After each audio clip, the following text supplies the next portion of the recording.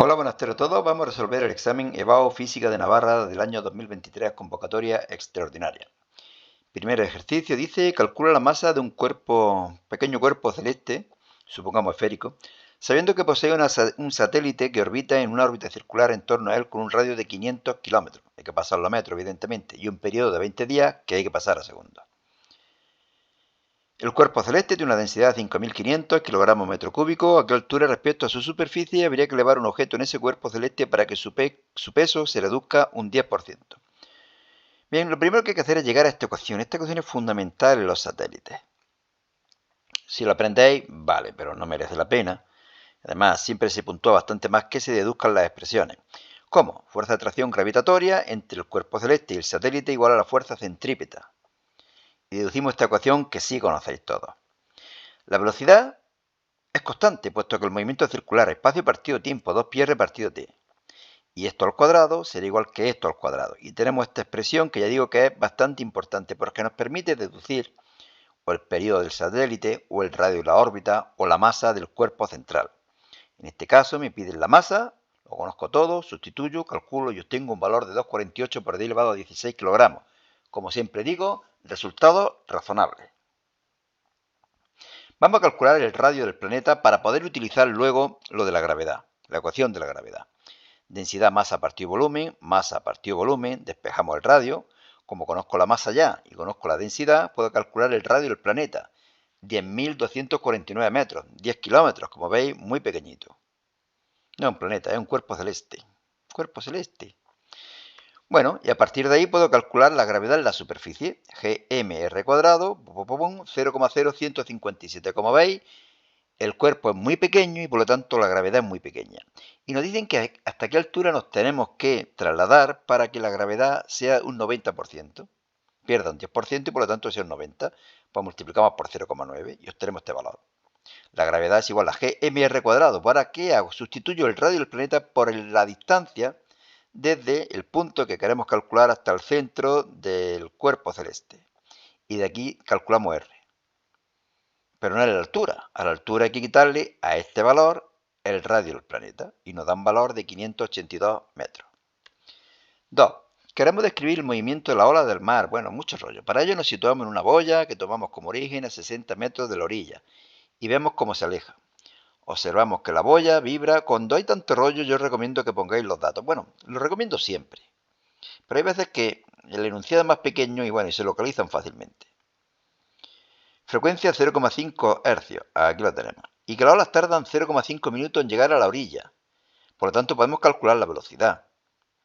Si la distancia era 60 metros y el tiempo que tarda son 30 segundos, pues la velocidad será 60 entre 30, 2 metros por segundo. La velocidad máxima de vibración de la boya es pi. Recordar, velocidad máxima es a por omega, pero ahora lo decimos. Pi metros por segundo. Y en el instante inicial, la boya está en el punto medio de su movimiento y con una velocidad negativa. ¿Eso para qué es? Para que calculemos la fase inicial. Ya os digo que cuando estamos... A ver, vamos a hacer como un resumen de todo, de las 4 posiciones posibles, ¿no? Normalmente son una de estas 4 posiciones. Si está en medio, moviéndose hacia arriba, el desfase inicial es 0, la fase inicial es 0.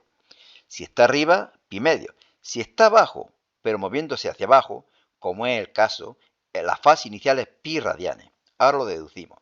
Si está abajo del todo, 1,5 pi. Y si está en medio, otra vez moviéndose hacia arriba, pues como al principio, 0. Por lo tanto, 0, 0,5, 1, 1,5, 0. Todo eso multiplicado por pi, claro. ¿Cuántas olas llegan a la orilla por minuto? Bueno, podemos calcular el periodo, que es 2 segundos. Y si cada 2 segundos se repite la ola, pues en un minuto llegarán 30 olas. He calculado que también omega, porque me va a hacer falta 2pi por f, lo que es lo mismo pi radianes por segundo. B. ¿Cuál es la amplitud, la velocidad de propagación y la longitud de onda?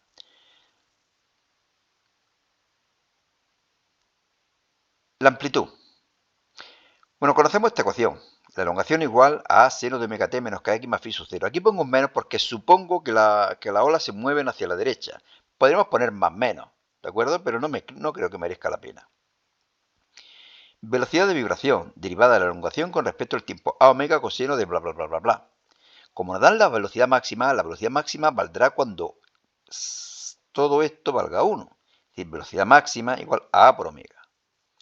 Nos dan la velocidad máxima, que es pi, hemos calculado omega, que es pi, y por lo tanto la amplitud es 1 metro. De nuevo, resultado razonable.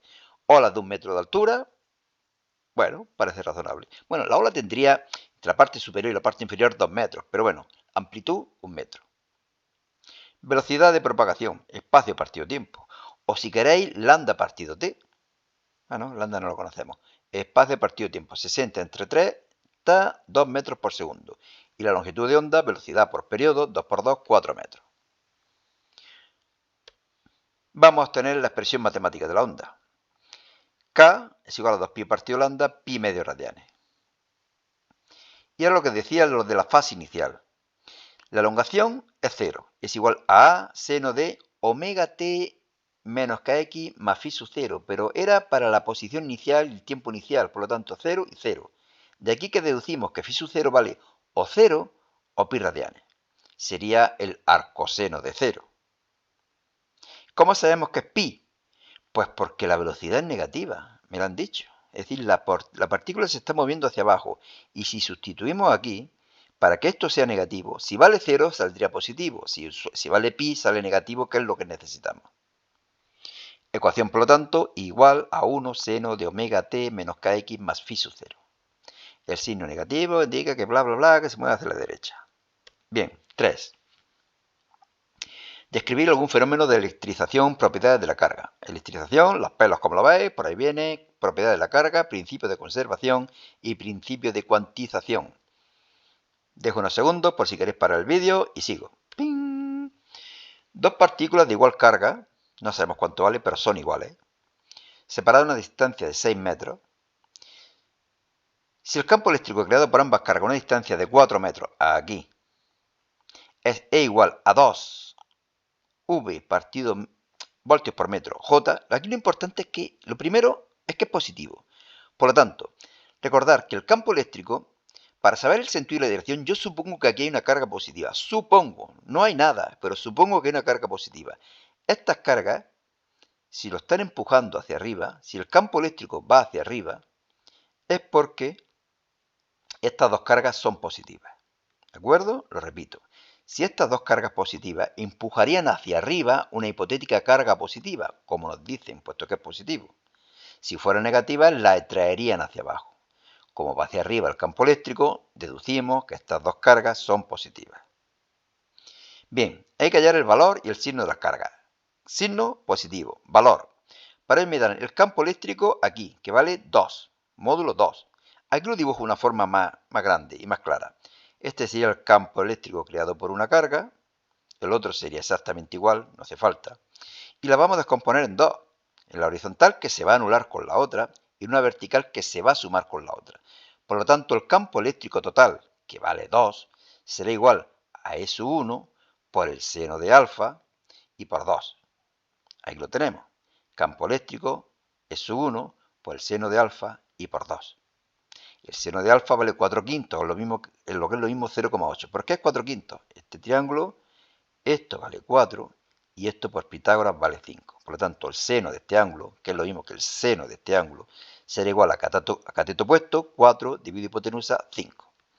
Bien, pues entonces ya podemos calcular S1, vale 1,25. Y si sabemos S1, podemos calcular el valor absoluto de la carga. 3,47 por e elevado a menos 9.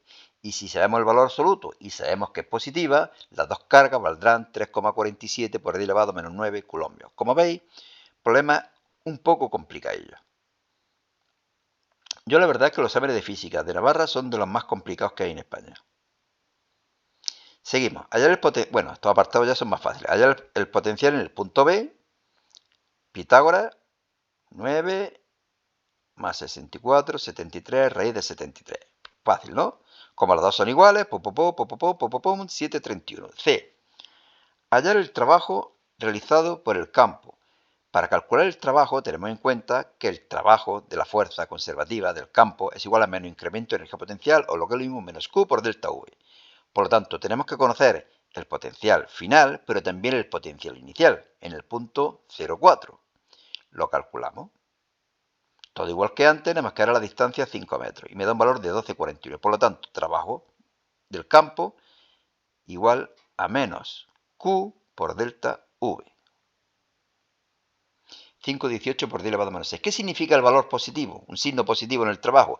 Que el campo está realizando trabajo, es decir, le está comunicando energía a la partícula. Estaría aumentando su energía cinética a costa de perder energía potencial. Bien, pasamos. 4. Por el conductor de la figura, situado en el eje Z, aquí lo tenemos, circula una corriente I. Si colocamos el electrón a una distancia de 1 centímetro, aquí, que se mueve con una velocidad de 50 metros por segundo K, es decir, que se mueve hacia arriba, el electrón se ve sometido a una fuerza F de menos 3,2 por 10 elevado a menos 20 newton J, es decir, hacia la izquierda. Y ahora, con la regla de la mano izquierda, podemos deducir en este punto hacia dónde va el campo magnético.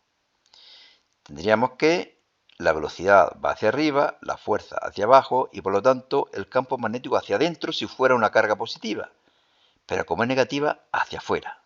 ¿De acuerdo? Para cuando tengamos ya el módulo del campo magnético podés ponerle más, menos y el vector unitario. Bueno, como sabemos la fuerza, sabemos la carga, sabemos el ángulo, sabemos la velocidad, podemos calcular el campo magnético. Lo calculamos y obtenemos un valor de 4 por 10 elevado a menos 4 teslas. Pero hemos dicho que va hacia la parte positiva del eje X. Por lo tanto, valor positivo, vector unitario I. B. Hallar el valor y el sentido de la corriente del conductor. Si el campo magnético va hacia afuera, por la regla de la mano derecha, deducimos que la corriente va hacia abajo. ¿De acuerdo? Deducimos el módulo, el valor de la corriente con esta expresión, campo magnético creado por la corriente igual a mu sub 0 i 2 pi r, lo conocemos todo. Recordad que esto era un centímetro, por lo que lo mismo 0,01 metro, y calculamos que la intensidad vale 20 amperios. Números enteros suelen indicar, más que números enteros, números tan redonditos suelen indicar que estamos haciendo bien los cálculos. C, representar las magnitudes, todas las magnitudes implicadas. Bueno, pues aquí tenemos la corriente y aquí tenemos la velocidad de la partícula, V, la fuerza que iba hacia la izquierda y el campo magnético que ha salido hacia afuera. D, ¿cuánto valdrá la fuerza que actúa sobre el electrón si su velocidad es lo que sea I? Es decir, si la velocidad viniera hacia acá, cuando la velocidad y el campo magnético son paralelos, la fuerza ejercida por el campo magnético es cero, nula.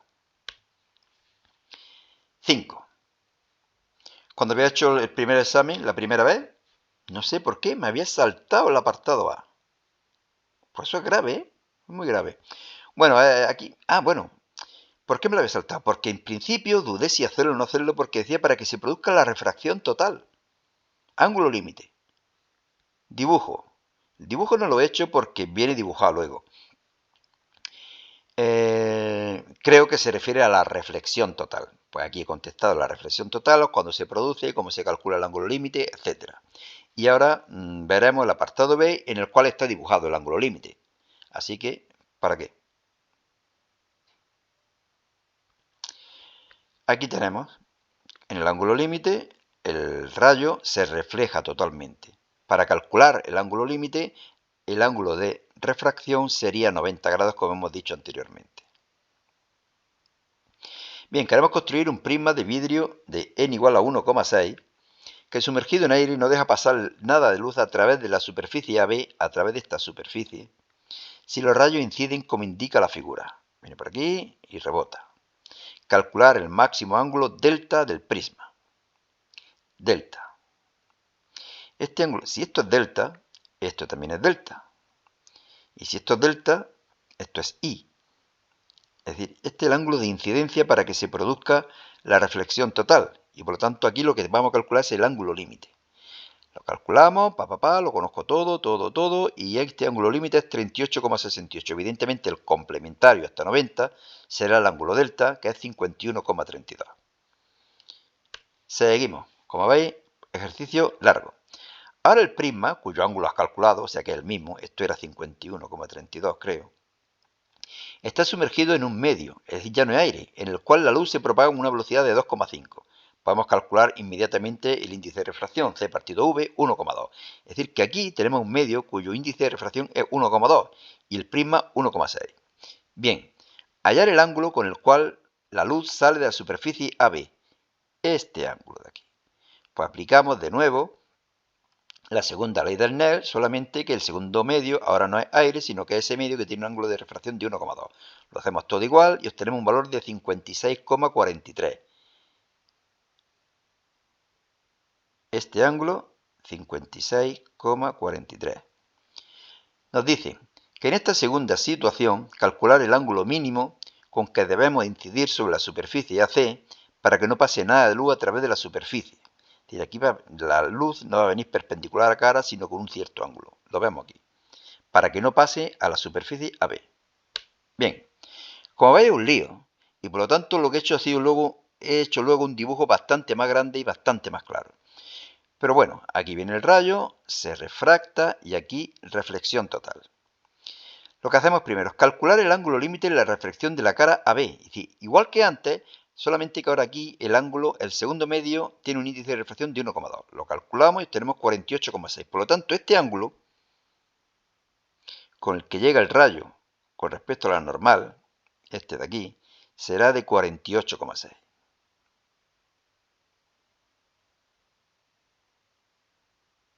Y ahora tenemos que calcular este ángulo de aquí. ¿Cómo? Os lo explico aquí, aquí viene mejor.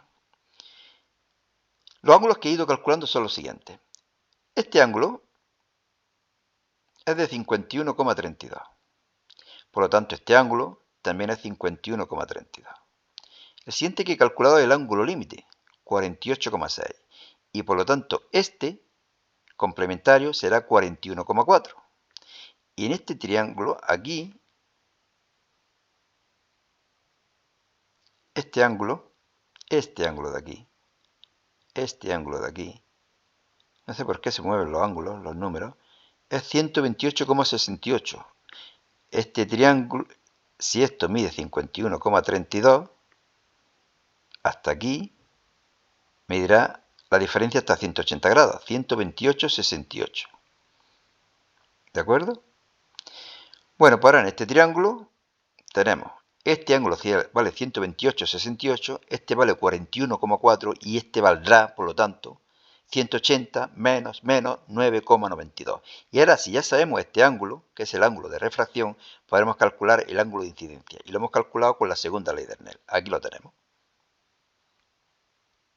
¿De acuerdo? Y nos da un valor de 13,28. Como veis, bastante complicadillo.